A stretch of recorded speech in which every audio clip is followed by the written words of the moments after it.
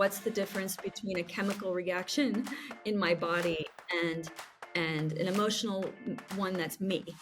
And I think that, I've seen a lot of people in my life that I know they're faced with that question. Would I medicate and be, normal, whatever, or like not have these things?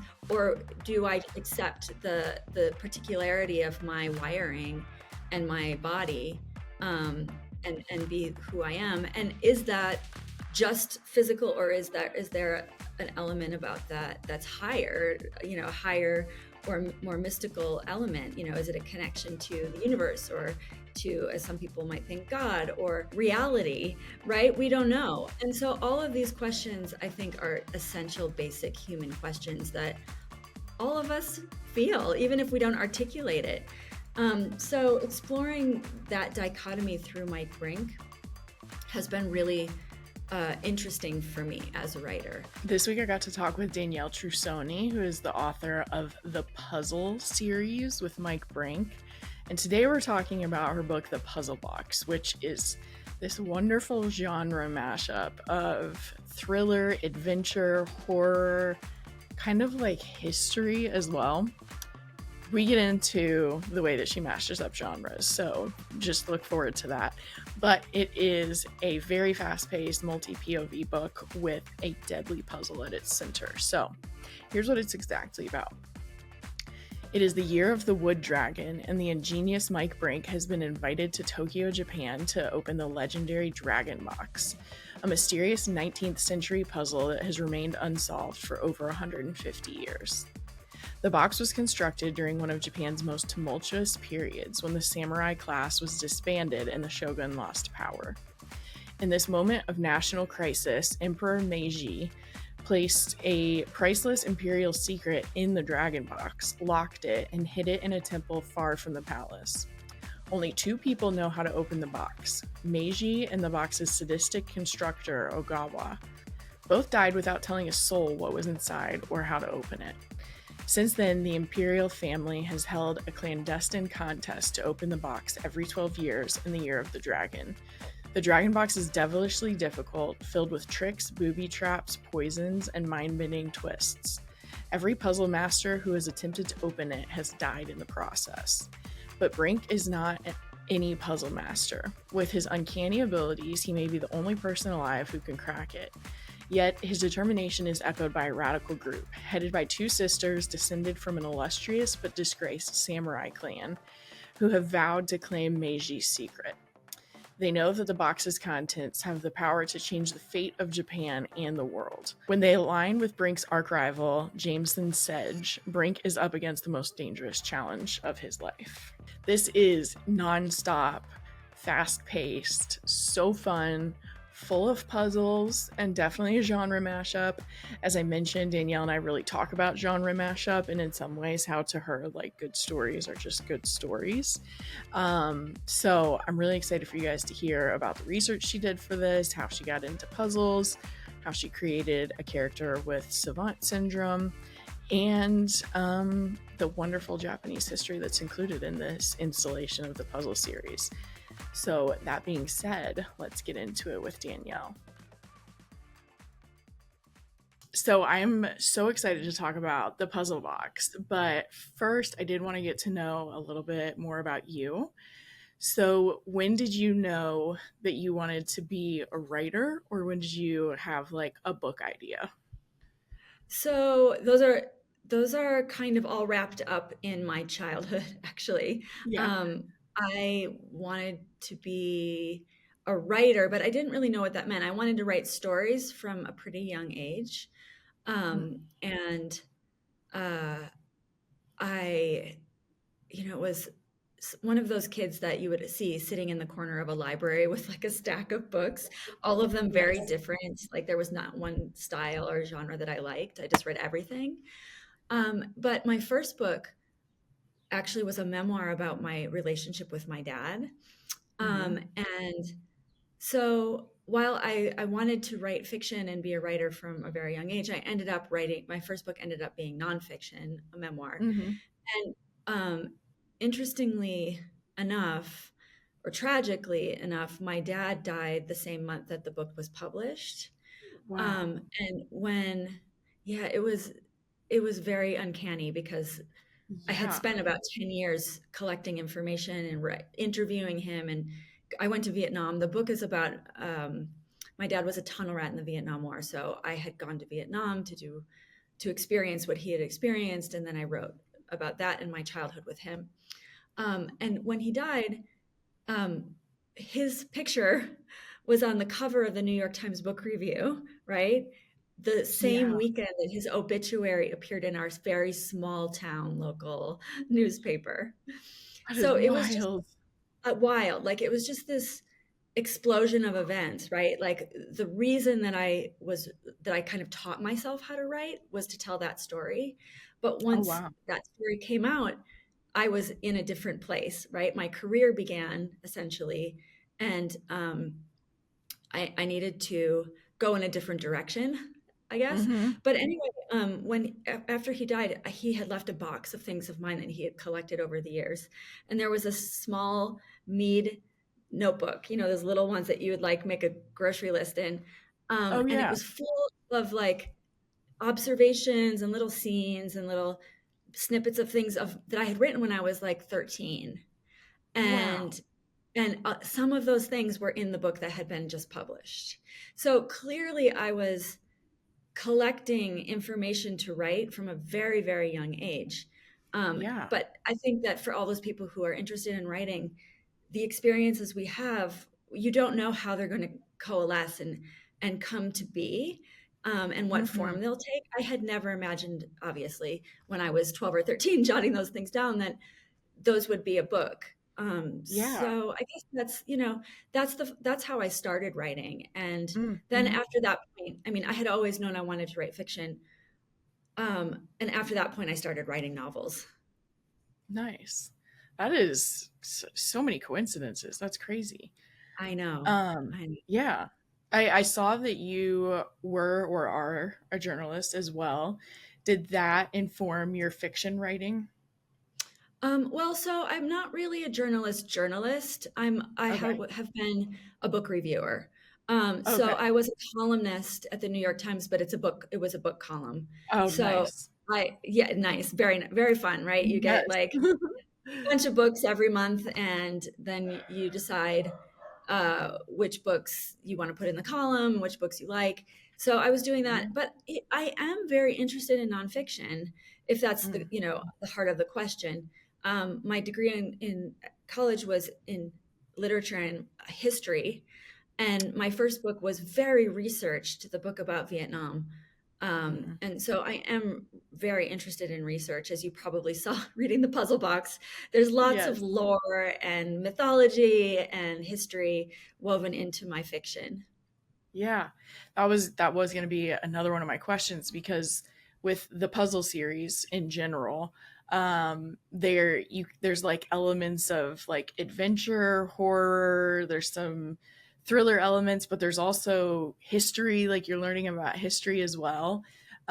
Is there something that like draws you to doing that kind of genre mashup, or is it just kind of like you were saying, like you always read lots of genres, and are you just kind of interested in things across the board?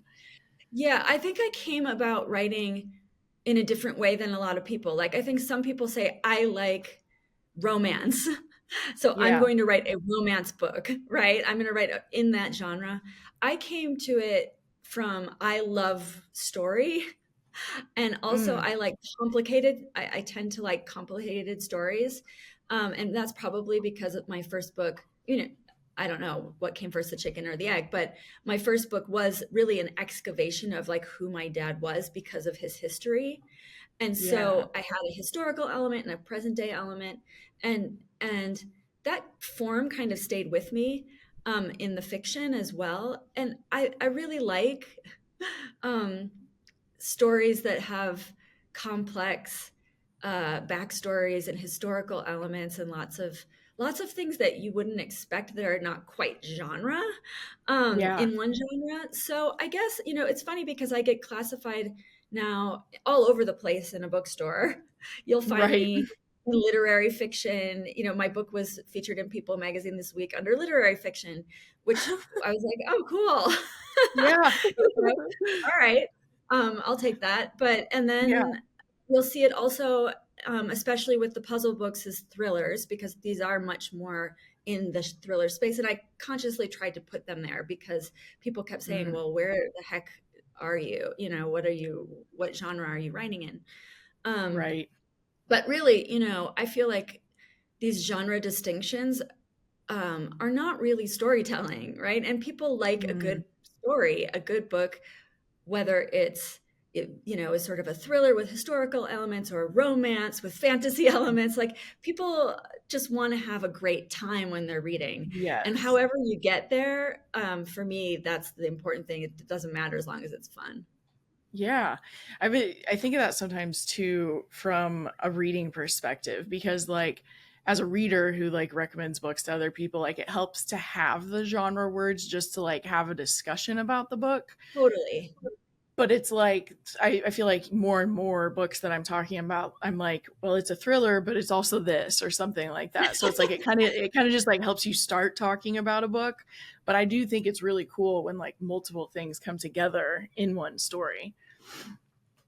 Yeah, I do Um, too. And those are the books I like to read. So, right. yeah. Yeah. So you must do, it sounds like you do a lot of research. So for your writing process, what does that look like? Do you like have to outline pretty heavily so you can know what to research, or how do you approach it? Well, I usually start with the research first and to see Mm, what I have. Um, and then generally speaking, I don't do like a chapter by chapter outline like some people. I do kind of like a three-act structure. Like, I know what's going to happen in the first third of the book, and then I know what's going to happen in the middle, and then I know what's going to mm, happen at the end. And then as I'm writing, I'm researching, so I'm layering mm. it all in kind of at the same Yeah. time. Yeah. That makes sense. What about with characters? Do you get to know them as you're writing, or did you like try to know Mike Brink before you started writing him? So that's a great question, because Mike Brink came about in kind of one of those strange ways that characters do. He just showed Yeah. up. I was Wow. writing originally. The Puzzle Master was more about Jess Price, the female character who's the prisoner. She's in prison because she's been accused of murdering her boyfriend. She hasn't spoken about what's happened, but she draws a mysterious cipher.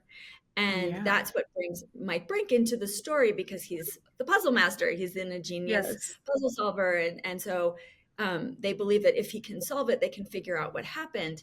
Well, when I brought that character in, he just completely took over. Like, I was like, oh, this is an amazing character. I really love this character. And so I kind of put everything on hold and went back and did a lot of research about him and puzzle solving, puzzle masters, about savant syndrome, which is the disorder he suffers from, that allows Hmm. him to have this sort of almost miraculous ability to solve puzzles. Right. And then I took out, there was a lot of that book that I took out and set aside because I wanted to make Mike Brink the main character. That is wild that like you have like a series about a whole character and it wasn't like him that was the first idea. That is No. so cool. That's kind of magical. I like hearing Yeah, those that things is the magic sometimes. about writing, right? Things will come in that are clearly in the ether or in your subconscious, and they're there, but you don't realize it. And so, that process of writing, I write every first draft by hand. Um, Wow. so yeah, so it's very labor intensive, and it's very much a connection with my body and my mind. Um, Yeah. and I have, stacks and stacks of I write on, I can just show you since we're Yeah. on video. I write on, oops, I'm knocking things over here, these yellow legal pads like this. Nice. Yeah, so I have like stacks and stacks of those. And then the second draft is typing it into a Word document or in Scrivener. And Mhm. in that process, I discover a lot. I discover a lot about the book. Nice. That's really cool. I talked with John Fram a couple months ago. Um, and he said the same thing. So I've like had two people now say that like the first draft has to be handwritten, like that's what works for them. So that's really cool. I like that that's Yeah. what works. And I do remember like when we were in therapy, that was why we would have to handwrite stuff. What you were saying with like more of the mind body connection, like getting you in that space. So that's cool. Yeah. I'm so devoted to typing, but I love the idea of it.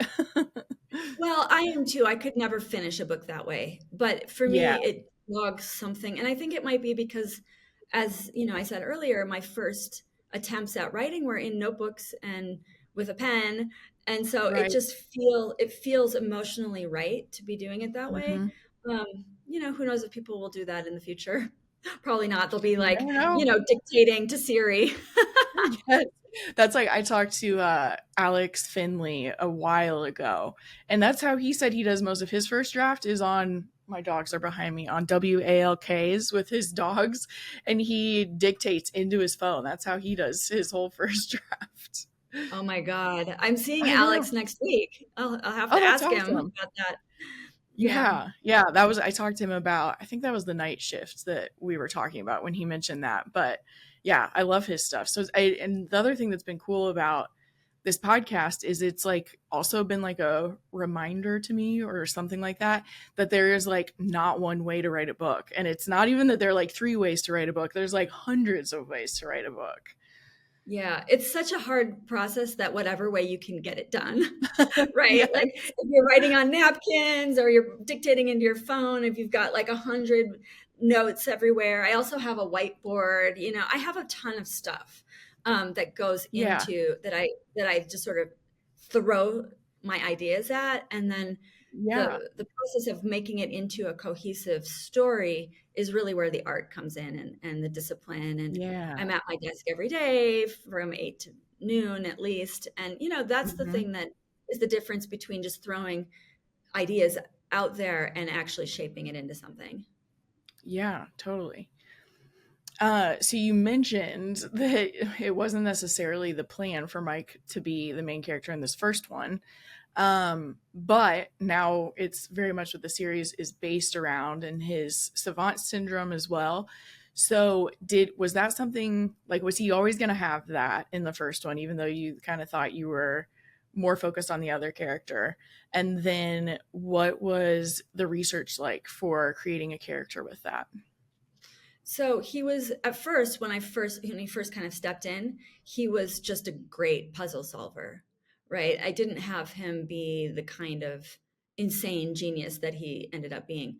But then I started doing research about savants, and I came across lots of material about savant syndrome, and that was utterly fascinating. So, for people who don't know what that is, it's when someone has a traumatic brain injury or has some sort of injury in their brain, and the brain reacts, but with a kind of hyperplasticity, Hmm. and people can develop a very specialized skill. So people with savant syndrome have had, they've found themselves with the ability to learn languages very fast, like Mm. becoming fluent in a language that they'd never spoken a word of in a week, and that kind of skill.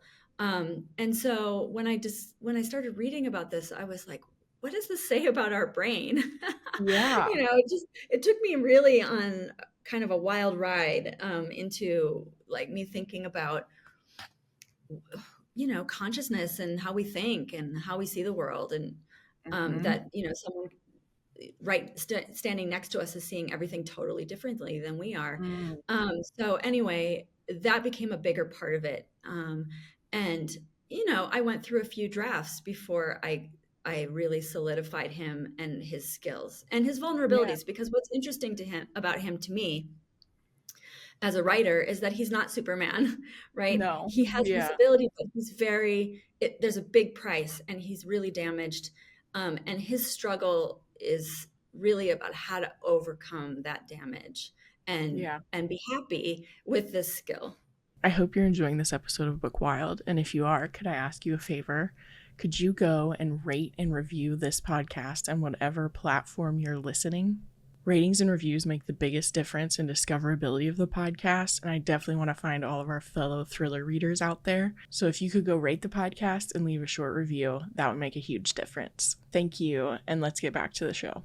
Yeah, that's what was interesting about it to me too, because like neuroplasticity is such a I mentioned therapy before. That was something that we would talk about in therapy, because it's like when you have destructive or traumatic why can't I think of it, in your brain, like connections or whatever, neural connections in your brain, it's hard to rewrite them, but we actually can because of neuroplasticity. So the hyperplasticity is so fascinating to me because you can change so much of your brain differently than other people. So I agree, it appeals to me in a really similar way. But especially in this second book, there's kind of like a battle for Mike internally as well, because he's had his doctor who believes it's a very scientific thing that happened to him, and it probably is like that is there. He did have an injury, but he also has this other side of himself and his other friend who kind of thinks of it more mystically, or like he was kind of given something beneficial. And so he's really also dealing with like, or battling with the idea that like he's kind of seeks out thrills and challenges because of what happened to his brain, and like would he want to give that up, and is it all scientific or is it magical? And I feel like even if you don't have savant syndrome, sometimes you're thinking about these things about Yeah. yourself, like what's scientific, what's like my soul, or kind of like all of that. So how did you, or like what made you want to kind of explore that struggle through Mike? That's such a good question. I think it's something that I've thought about my whole life, right? Like, what's the Yeah. difference between a chemical reaction in my Hmm. body and an emotional one that's me?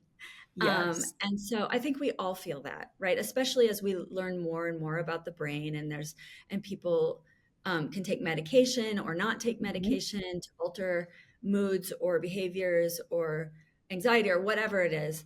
Um, Yeah. and I think that, I've seen a lot of people in my life that I know they're faced with that question. Would I medicate and be, normal, whatever, Hmm. or like not have these things? Or Yes. do I accept the particularity of my wiring and my body, Hmm. and be who I am? And is that just physical, or is there an element about that that's higher, higher or more mystical element? Is it a Hmm. connection to the universe, or to, as some people might think, God, or or reality, right? We don't Hmm. know. And so all of these questions, I think, are essential, basic human questions that all of us feel, even if we don't articulate it.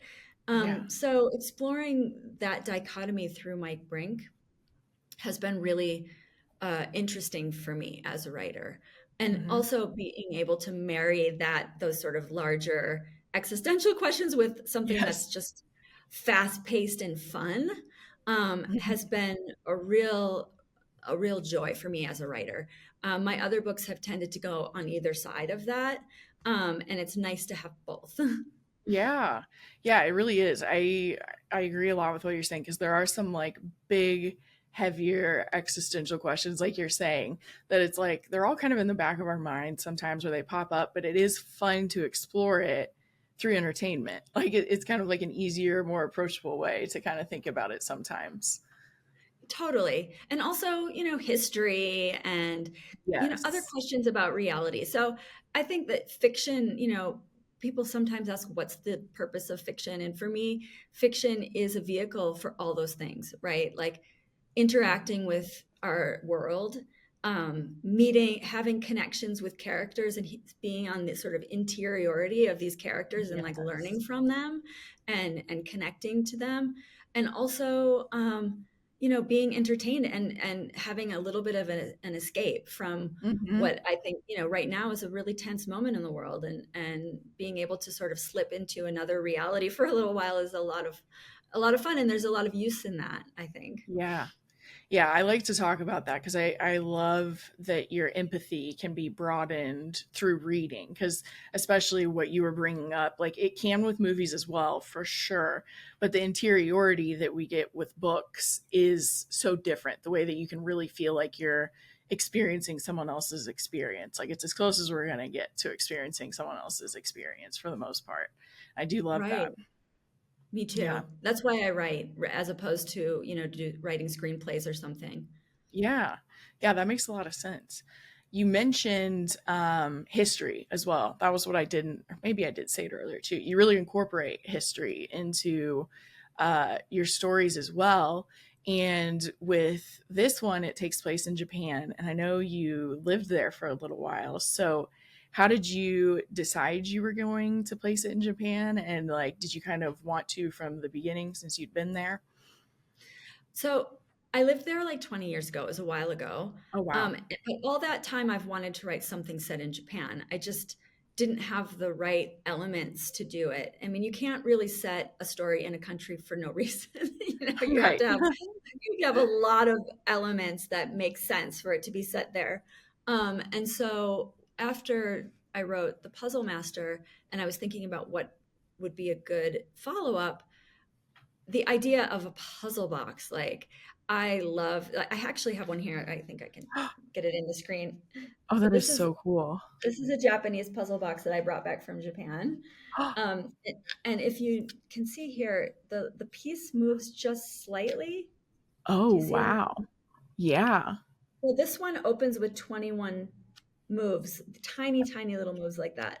And I had seen Wow. the first time I saw a puzzle box was when I lived in Japan, and I was really intrigued. Yeah. And I wanted to know more about what they were, and I liked the idea of a mechanical puzzle.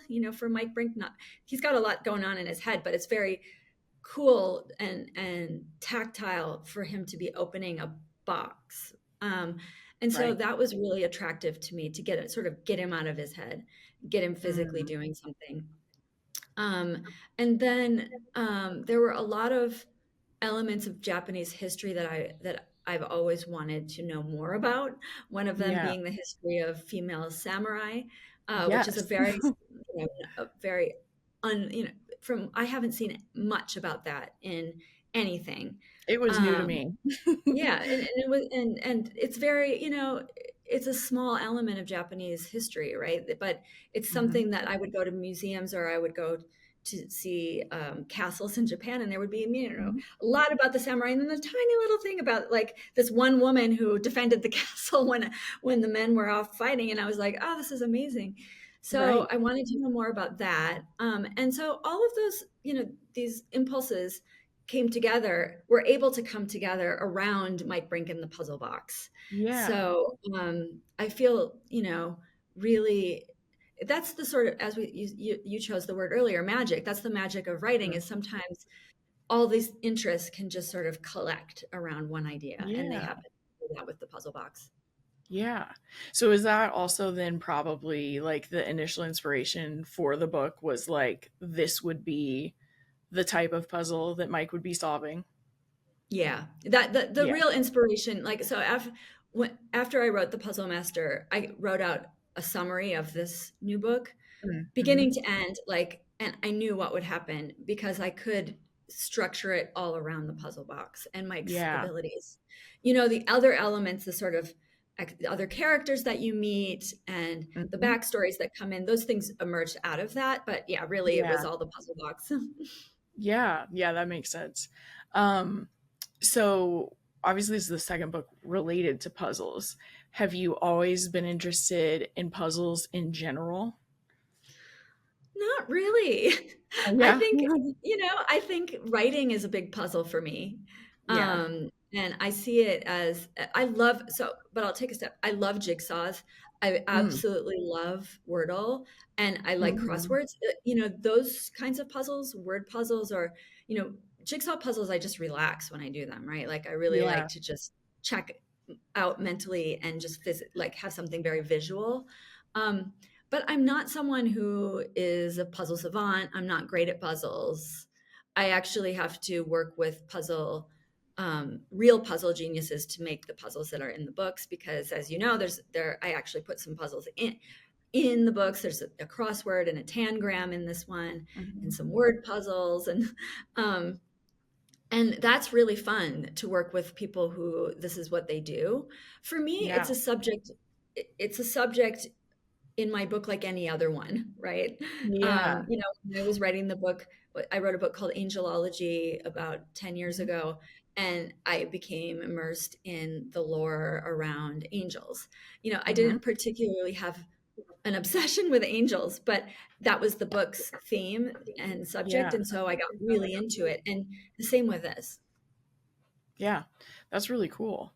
Um so I was going to ask about that too, was like the whole constructing of puzzles. So do you kind of like write a certain amount and then talk to a puzzle maker, and like what is that input like are you ever kind of telling them like this is where it's happening, so I need something kind of like this, or do you build the puzzles before you write the book? Like how do you do that part?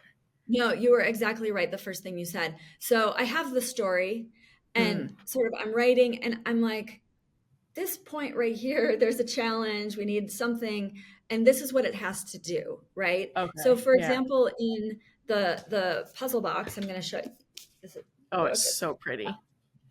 There's I think you remember, there's the chrysanthemum puzzle.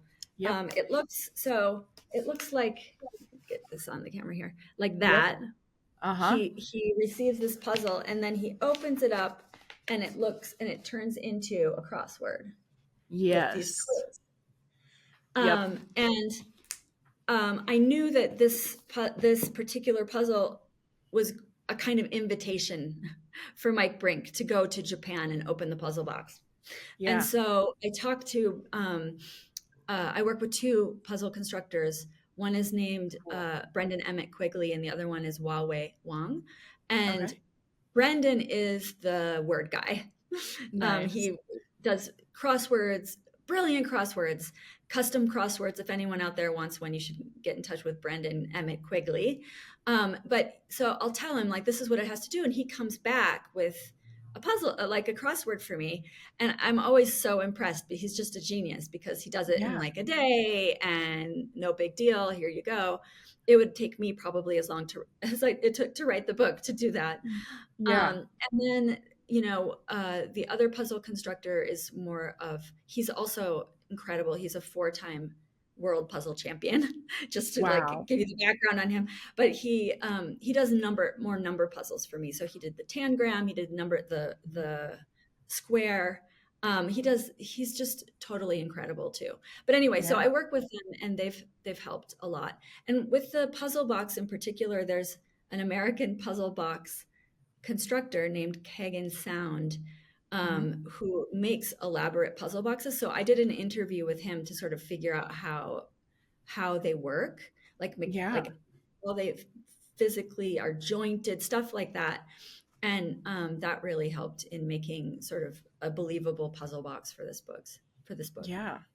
That's really cool. I don't know if I've talked about this on the podcast, so it might just be me, but growing up I was really into Nancy Drew made like computer games, and it was like that was you would like solve a mystery, but very commonly like you would have to solve a puzzle to like get into something. So it was also reminding me of my experience of playing those games where like all of a sudden it's like, okay, I know all of this, but like now I need to solve this. And it does So just make it that's differently amazing. fun. I Yeah. didn't know about that there was a video game like that. I Yeah. I love hearing that because people sort of, say people don't, the puzzles in storytelling have been happening since Greek tragedies, Yeah. right? Like, solve the riddle, and then you get, to go into this cave or whatever. And, Yeah. this is such like an elemental part of storytelling. But, when in so many interviews, people don't have a context, and they're like, Mm.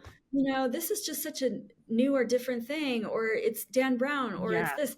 And I'm like, actually, this is a really elemental part of storytelling and part of our culture. Yeah. And it goes back way, thousands of years. Yeah. Yeah, it is really cool in storytelling. It's And for anyone who's like all of a sudden wants to play them, I've been seeing on TikTok they still are making new games. Like they were making these back like 15 years ago or 20 years ago, but Her Interactive has they're still putting out new ones. So if you're wanting to I'm gonna write that play down. I'm a gonna check mystery those out. game, yeah, that Her has Interactive? puzzles. Yeah, Her Interactive, it's Nancy Drew like detective games essentially. Okay. I'm gonna But find yeah, those. they're very fun. So some of you might enjoy it. Every now and then I think I downloaded some when I was in college too because I was like this would be fun when I just need to like chill out. So maybe I'm Yeah. about to play them again. Maybe I'm gonna discover them now. Yeah. Well, I obviously loved reading it. Brought me back to my childhood a little bit with the Nancy Drew games too. So I'm excited for everyone else to read it if they haven't yet as they're listening to this. But I have been asking authors at the end if they've read anything recently that they liked. So I don't know if you read while you write, but have you read anything that you've loved? So I have read, I do read. So I used to be a columnist for the New York Times Book Review, and I would have to read while I write, right? So I would be reading a True. lot of Yeah. sort of horror and suspense novels. Um, and lately I have been kind of going back and reading classics that I missed, Oh so I've yeah. been reading a lot of Agatha Christie. Um, Nice. and I recently have read, did you ever see the movie To Catch a Thief with Cary Grant and Grace I Kelly? It's feel like a like 1950s oh cat no. burglar No, I movie. haven't. It's Yeah, I've Hitchcock. only heard of it. Yeah. So good. So recently, Poison Pen Press has reissued the novel that's based on, that was published in the Oh, 50s. And I got a hold of a copy and I read that, and it was just so good. that So is good. cool.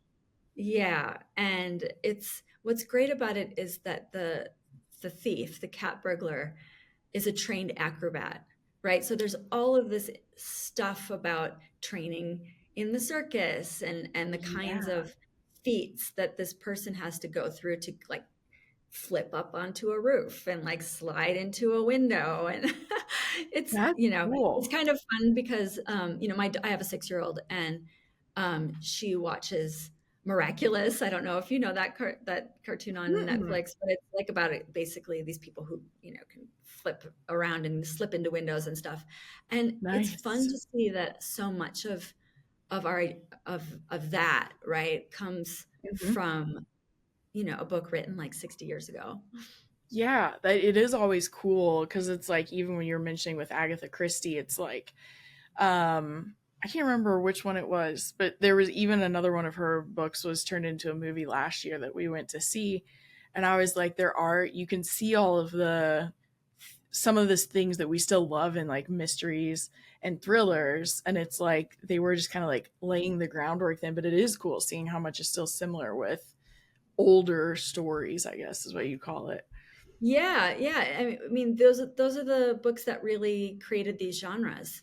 So, and I Yeah. hadn't, really read them before. I hadn't read a lot of them before. So I'm going back and doing some of that reading. Yeah. That is so cool. You're inspiring me too. Yeah, um, definitely where can should. people follow you to stay up to date with everything? So I'm mostly on Instagram these days, but I am on Facebook too. Hmm. And I have a newsletter that I send out every, once a month or so. And if people want to be more in contact with me, they should go to my website and just sign up for my newsletter. But I love Yeah. to hear from people. So if anyone out there is reading the book and wants to let me know what they think, please get in touch. Yeah. Yeah. I will put the links for all of that in the show notes. And otherwise, thanks so much for talking with me about it today. Thanks, Kate. It was so much fun.